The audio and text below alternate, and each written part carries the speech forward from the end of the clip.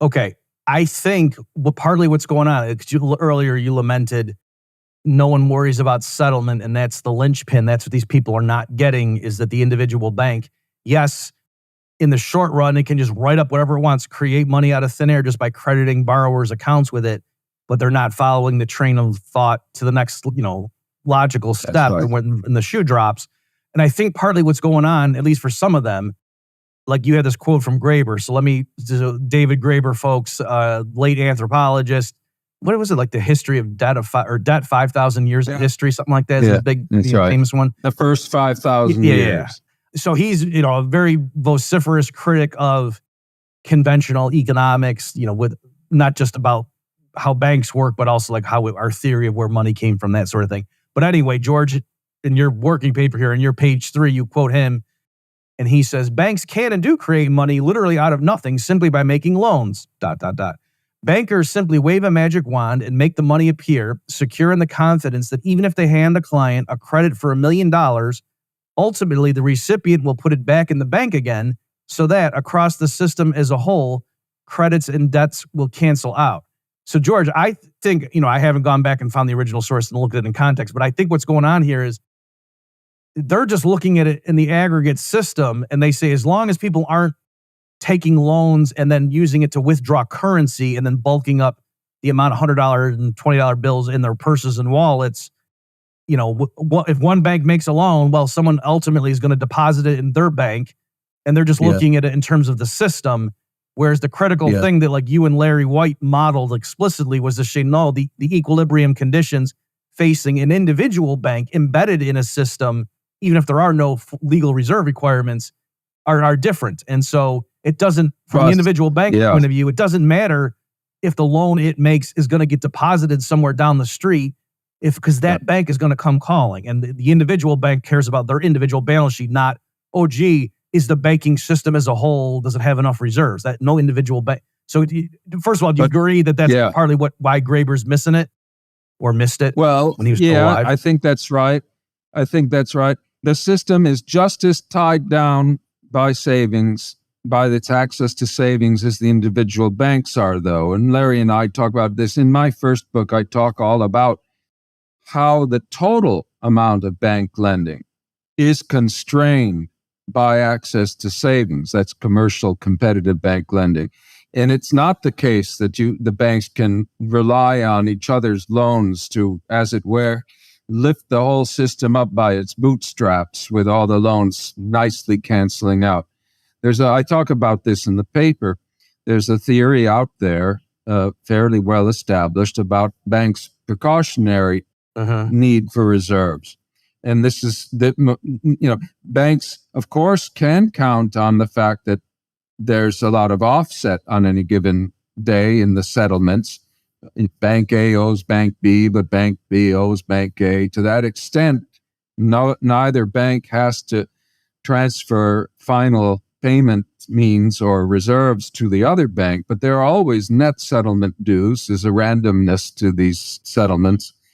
And in the end, it turns out that banks as a whole are not able to expand profitably their lending unless there's a corresponding underlying increase either in the reserves that are given to them by the central bank, because when central banks do inject new reserves into the system, then the whole system can expand more. But if that's not happening, the only way they can expand more is if there's more savings.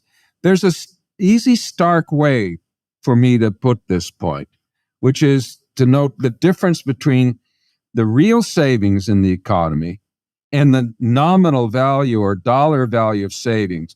Let's suppose banks are all expanding together. The dollar value of savings must go up because people have more dollars whether they want them or not, and that they're either saving, their nominal dollars are equal to their nominal savings of dollars, as it were. But prices are going to go up if they don't want the dollars. Real savings doesn't go up.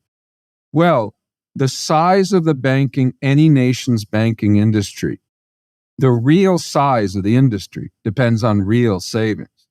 If no one wanted to save any money through their banks, really, that is in purchasing power adjusted terms, their banking industries would die. They would die.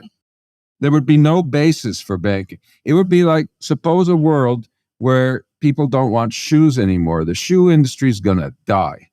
Nothing that any amount of anything can, no amount of money creation can save the shoe industry if shoes go out of fashion. It's the same way, analogous for any industry, including banking.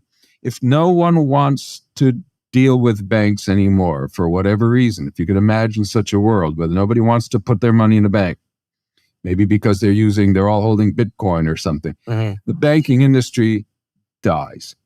Now, if it were simply a case, as Graeber and others assume, that the banks are propping each other up through their nominal creation of money and it's all a washout no matter how much they create, then the banking industry wouldn't depend on its survival and prosperity would be independent of people's real willingness to put money in banks and to keep a real share of their savings in banks.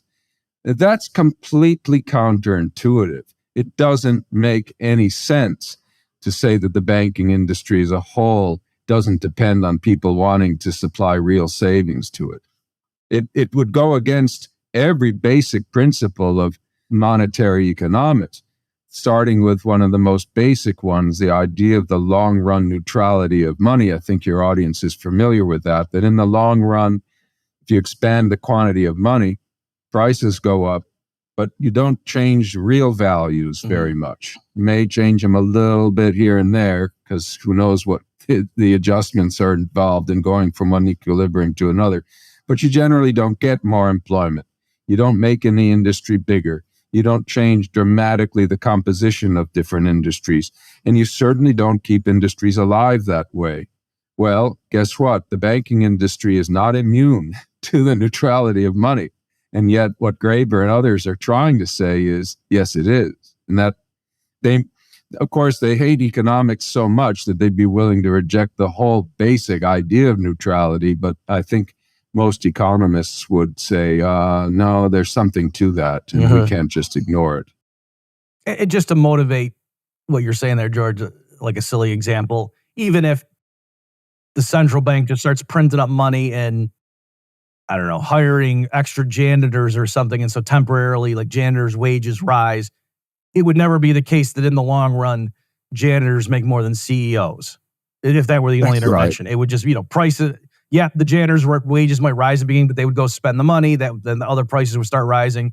Everybody's paychecks would start rising, and ultimately, if janitors' nominal wages doubled, then CEO wages would roughly double too, so that the ratio would still be what it was before.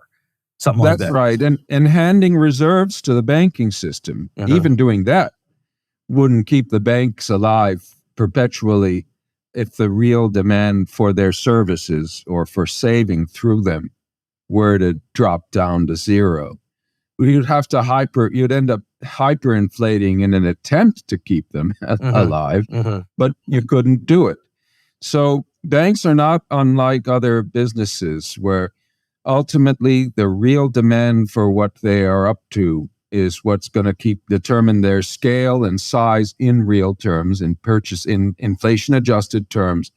And in the case of banking, the equivalent to the demand for shoes is the demand for bank deposits and other bank IOUs, the demand to hold on to real quantities of those things.